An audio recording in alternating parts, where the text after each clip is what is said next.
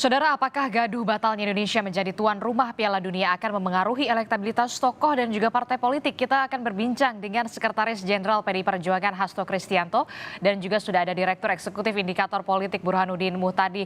Selamat malam Pak Hasto, selamat malam Mas Burhanuddin. Malam. Selamat Saya malam. langsung ke Pak Hasto dulu deh. Pak Hasto, nggak takut nih elektabilitas partai dan juga elektabilitas dari Pak Ganjar ini tergerus gara-gara soal ini, Pak Hasto? Ya, ketika kami bertindak dengan keyakinan dan kami juga punya pengalaman lama di dalam pemilu, elektoral itu dibangun melalui kerja konkret di tengah rakyat. Terlebih sikap yang ditunjukkan oleh para kader PDI Perjuangan menunjukkan suatu konsistensi di dalam menjalankan perintah konstitusi, di dalam menegakkan kemanusiaan yang bersifat universal dalam pergaulan antar bangsa dan juga keberpihakan sebagaimana FIFA lakukan dengan mencoret Rusia. Tetapi mengapa tidak mencoret Israel yang Hmm. melakukan berbagai tindakan yang sangat brutal dan anti kemanusiaan itu? Elektoral bukan dibangun melalui suatu kerja-kerja yang populer, justru dari sini rakyat akan tahu bahwa kader-kader PDI Perjuangan yang ditunjukkan oleh Pak Wayan Koster, Pak Ganjar Pranowo mengambil suatu sikap atas dasar kebenaran di dalam politik. Tentu saja kami sangat menyesalkan, kami sangat sedih ketika akhirnya FIFA mengambil keputusan untuk membatalkan Indonesia sebagai tuan rumah. Tetapi juga sebagai pembelajaran, ada hal-hal yang sangat penting, misalnya ketika FIFA belum mengumumkan pembatalan drawing, dari kita sudah ada yang bergerak terlalu cepat mengumumkan pembatalan itu. Hmm. Disitulah FIFA yang saya dengar juga sempat tersinggung bahwa itu sebagai suatu pelanggaran etik yang sangat serius. Hmm. Dan kemudian kita juga melihat bahwa dalam kaitannya ini, tujuan utama kita kan membangun kesebelasan sepak bola yang handal, bukan untuk menjadi event organizer. Oke. Tetapi setelah kita tahu bahwa penolakan terhadap Israel itu juga tertuang di dalam sikap resmi dari pemerintah. Sehingga ketika hal tersebut dibiarkan, maka ada analisis yang mengatakan bahwa presiden melanggar konstitusi.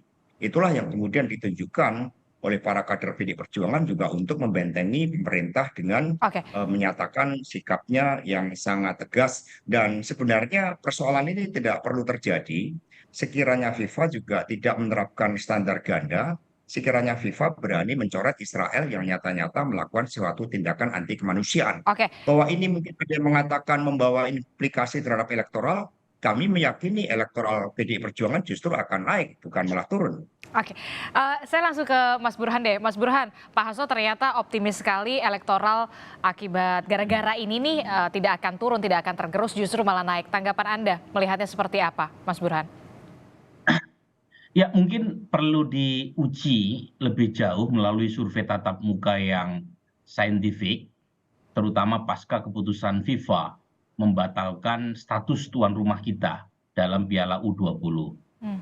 Nah, kalau kita lihat secara eh, anekdotal kan kita bisa saja misalnya melihat ratusan ribu komen yang menyerang atau membuli Mas Ganjar atau Pak Wayan Koster itu sebagai indikasi marahnya atau kecewanya publik ya terhadap dua tokoh ini yang dianggap sebagai pemicu batalnya tuan rumah Indonesia. Tapi lagi-lagi itu kan anekdotal. Kita belum perlu menguji lebih jauh. Hmm. Nah, saya sendiri punya data tetapi hanya mewakili 83% total populasi yang punya telepon karena kami surveinya by phone. Jadi yang punya telepon menurut BPS 83%. Hmm. Tanggal 22 sampai 27 Maret 2023 Hmm. sebelum FIFA mengambil keputusan membatalkan. Hmm. Pada saat itu sendiri data kami dengan berbagai macam simulasi pertanyaan yang beragam itu ternyata 53 sampai 59% warga Indonesia itu setuju Israel tetap hadir dalam Piala U20 karena Israel dianggap sudah lolos kualifikasi. Hmm. Dan yang menarik kalau kita lihat siapa yang setuju, kita kan punya pertanyaan ya, Pilpres 2019 memilih pasangan mana, kemudian pilihan partai di pemilu 2019 partai atau calon partai dari mana. Itu yang menarik adalah pemilih Pak Jokowi dan pemilih PD Perjuangan di 2019 dalam survei kami bulan Maret itu lebih banyak yang setuju Israel tetap hadir. Nah, saya sendiri tidak kaget terus terang karena basis PD Perjuangan adalah pemilih satu adalah pemilih nasionalis liberal, gitu ya, Muslim, dan saat yang sama juga non Muslim yang cenderung tidak terlalu menganggap tanda kutip serius urusan olahraga, kehadiran tim Israel di Piala Dunia. Itu bukan persoalan yang dianggap terlalu ideologis. Nah, satu lagi kita punya pertanyaan, jika pemilu diadakan hari ini, siapa capres yang mereka pilih? Nah, yang menarik, pemilih Mas Ganjar juga sebagian besar setuju. Tim Israel tetap hadir dalam Piala U20, sementara pemilih Anies Baswedan cenderung tidak setuju.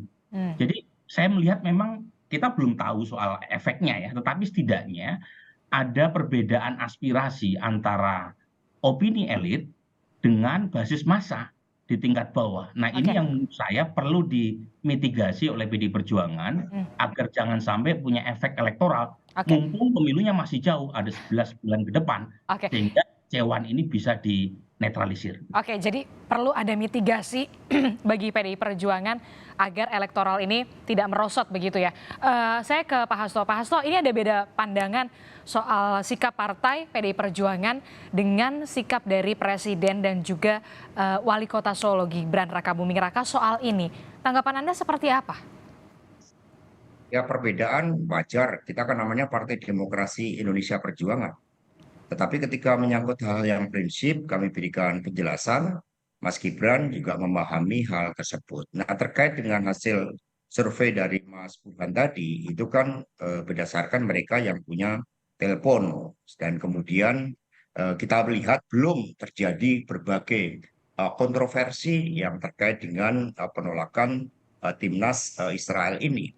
Yang perlu kita tegaskan, mengapa tadi saya mengatakan optimis? Karena dari sini kami belajar bahwa tujuan utama kita itu adalah untuk membuat tim kesebelasan yang handal, yang memang prosesnya itu panjang melalui mekanisme rekrutmennya, melalui pembinaan yang berjenjang dengan kompetisi yang sehat, melalui menyiapkan seluruh infrastrukturnya, sehingga dari kejadian ini muncul aspirasi dari kepala daerah PD Perjuangan yang jumlahnya 54% di seluruh Indonesia, dengan anggota legislatif 3.232 orang di tingkat kabupaten kota, mereka justru tergerak hatinya dengan melihat kesedihan dari timnas kita untuk kemudian merancang program-program secara aktif dari seluruh kepala daerah, dari seluruh anggota legislatif untuk menjadikan pembinaan sepak bola sebagai salah satu program yang sangat penting yang harus dilakukan oleh seluruh kader PD Perjuangan. Bahkan kemudian muncul termasuk dari Pak Rudi, untuk membentuk semacam komite percepatan kualitas sepak bola Indonesia, KPKSI, di mana seluruh gubernur akan menjadi pembina dan kemudian dipimpin oleh para kepala daerah dari PDI Perjuangan yang mendorong adanya suatu liga dari kabupaten. Saya tadi bertemu dengan Bupati Trenggalek yang mereka mengadakan liga sepak bola di Kabupaten Trenggalek. Nah, spirit untuk mengadakan liga-liga sepak bola ini menjadi kesadaran baru dari seluruh kepala daerah dari PDI Perjuangan, dari seluruh anggota legislatif PDI Perjuangan, mereka berada di depan. Karena kita belajar dari persoalan ini. Kita memaknakan seluruh kritik yang diberikan, seluruh komen-komen yang sepertinya negatif yang diberikan untuk menjadi suatu energi positif dalam perjuangan baru untuk bersama Pak Presiden Jokowi di dalam membangun kualitas sepak bola Indonesia dimulai dari desa-desa. Tetapi pada saat bersamaan kami tetap menyuarakan bahwa keyakinan kemanusiaan sebagai hal yang universal, bahwa Israel melanggar prinsip itu, bahwa Israel melanggar hukum-hukum internasional, tetap kami suarakan sebagai hal yang prinsip yang tidak dikaitkan dengan elektoral. Karena elektoral kerja-kerja konkret di lapangan. Nah, spirit seluruh kader PDI Perjuangan untuk menjadikan sepak bola sebagai program yang terpenting. Bahkan kemudian ada yang memasukkan di dalam visi misi dan program calon presiden yang dipersiapkan oleh PDI Perjuangan untuk memasukkan agenda strategis. Kalau dalam program Pak Jokowi dulu ada nawacita, salah satu nawacita itu adalah untuk program mengangkat supremasi Indonesia dalam bidang olahraga. Ini kan hal yang positif. Oke, Maka tadi kami katakan, mengapa kami optimis? Karena kami kokoh di dalam moralitas kemanusiaan itu, di dalam memperjuangkan Palestina. Karena gelora Bung Karno tidak mungkin ada berdiri megah saat ini oke, Pak tanpa Hasto. sikap dari Bung Karno yang menolak Israel. Oke, Pak Hasto, tapi kan dikatakan Pak Presiden Joko Widodo juga menyatakan agar tidak mencampur adukan politik dengan olahraga. Nah, ini momen berharga sekali, Piala Dunia U20. Nah, momen berharga ini kemudian pupus sudah harapan dari Timnas U20 Indonesia kita, pupus sudah. Tanggapan Anda seperti apa? Ya, kita memahami kesedihan yang ada, maka kami respon secara positif. 54% kepala daerah, 3.032 anggota DPRD Kabupaten Kota, 614 DPRD Provinsi PDI Perjuangan, dan gubernur semua akan bekerja keras untuk mengangkat martabat olahraga Indonesia melalui cara-cara yang benar, melalui suatu proses yang simultan, yang komprehensif. Itu yang akan dilakukan. Kami sedih melihat hal itu sebagaimana sikap dari Presiden Jokowi, tetapi justru dengan berbagai peristiwa yang terjadi akan menyadarkan seluruh anak bangsa tentang pentingnya membangun sepak bola yang handal sebagai lambang supremasi Indonesia bagi dunia, karena memang tidak ada jalan pintas di dalam membangun kesebelasan sepak bola yang handal. Kita harus tampil juara di Asia Tenggara, kita harus tampil juara di Asia, dan kemudian kita melangkah ke dalam panggung dunia. Tapi kan Tetapi begini, Pak Hasto, maaf apapun saya potong. martabat bangsa kita hormati. Tapi kan saya potong maaf. Tapi kan ada efek ketika batal jadi tuan rumah ini, timnas U20 ini bisa juga di-ban di wilayah Asia, Asia Tenggara, bahkan di dunia. Itu otomatis timnas U20 tidak bisa lagi berkancah di dunia internasional. Nah, inilah yang saya khawatirkan. Justru mentalitas kita sebagai anak bangsa itu meredup. FIFA belum memberikan sanksi, kita sudah menakut-nakuti diri kita. Media sudah menakut-nakuti bahwa kita akan menerima sanksi. Di situ kita mereduksi kemampuan Pak Jokowi yang telah berhasil mengadakan Asian Games dengan sangat baik. Ketua Umum PSSI-nya baru, masa kita nggak bisa melakukan lobby-lobby terkait dengan sanksi. Ketika FIFA misalnya memberikan sanksi kepada kita, artinya FIFA double standar. Artinya, di dalam menegakkan nilai-nilai kemanusiaan yang bersifat universal, FIFA memberikan sanksi kepada kita, artinya FIFA memberikan sanksi kepada dirinya sendiri, bukan kepada sanksi bangsa Indonesia yang juga berjuang dengan keyakinannya, dengan keteguhannya. Jadi mari kita jangan menakut-nakuti diri kita terhadap sesuatu hal yang belum terjadi. Ini bagaimana kita sebagai bangsa merendahkan martabat kita, lalu menempatkan kita begitu menempatkan menjadi pembela dari mereka yang seharusnya Oke. menegakkan nilai-nilai kemanusiaan secara universal. Oke, saya ke Mas Burhan. Mas Burhan, memang olahraga dan juga politik tidak bisa dicampur adukan begitu, tapi tidak bisa juga dipisahkan ternyata. Nah, Anda melihat siapa yang diuntungkan secara politis soal gagalnya Indonesia sebagai tuan rumah Piala Dunia U20 ini? Singkat saja. Maksudnya diuntungkan secara politik seperti apa itu? Secara politik tadi kan Anda melihat kalau misalkan pemilih Ganjar dan juga pemilih dari Pak Jokowi ini memilih untuk nggak apa-apa Israel tetap main di Indonesia. Nah, kalau Anda melihatnya siapa yang paling diuntungkan secara politis untuk kondisi Diuntungkan seperti secara ini? politik elektoral begitu ya? Betul.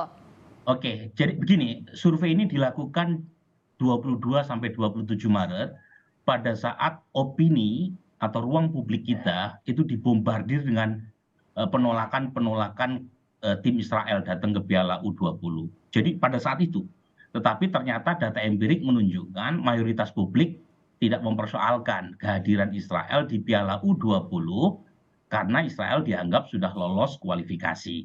Nah, kalau misalnya survei dilakukan setelah FIFA membatalkan status tuan rumah Indonesia, saya curiga, saya khawatir ya dukungan terhadap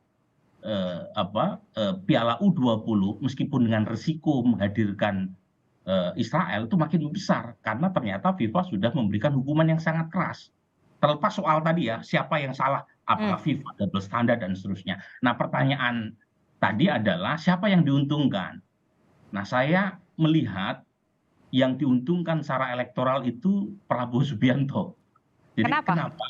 Gini, karena karakteristik demografi yang memilih Ganjar atau memilih PDI Perjuangan itu lebih mirip ke Gerindra dan Prabowo Subianto. Ah.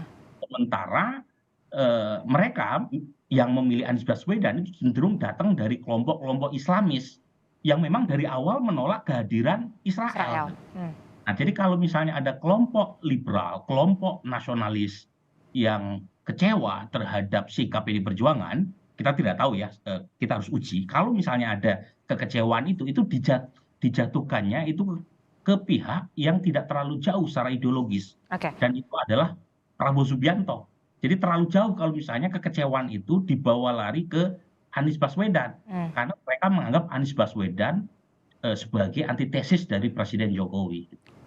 Oke, baik, kita pastikan jangan mencampur adukan olahraga dan juga politik. Terima kasih Sekretaris Jenderal PDI Perjuangan Hasto Kristianto dan juga sudah ada Direktur Eksekutif Indikator Politik Burhanuddin Muhtadi. Selamat malam Bapak-bapak, sehat selalu.